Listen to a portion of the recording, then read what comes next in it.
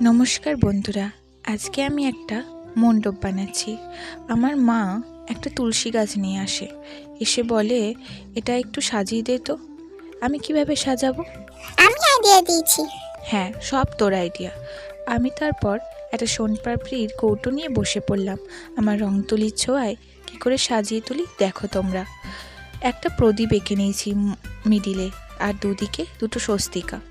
পেছনে কি আঁকবো ঠিক বুঝতেই পারছিলাম না, তাই ছেড়ে দিয়েছিলাম, পরে যদি আইডিয়া এসে আঁকবো। তারপরে কলকা না আঁকলে এটা মণ্ডপ মণ্ডপ লাগছিলই না, তাই জন্য হালকা কলকাও শুরু করে দিলাম। অনেক ভাবার পর পেছনে একটা পদ্ম ফুলের আইডিয়া এলো। পদ্ম ফুলটা এমনিই এঁকে দিয়েছি। তারপর কলকাটা কমপ্লিট হয়ে যাওয়ার পর পদ্ম ফুলটা লাল রঙের করেছি। গোলাপি রঙের করলে কমন লাগছিল, তাই। দেখো তো এন্ড অফ দ্য রেজাল্ট কেমন লাগছে। দেখা হচ্ছে নেক্সট ভিডিওতে।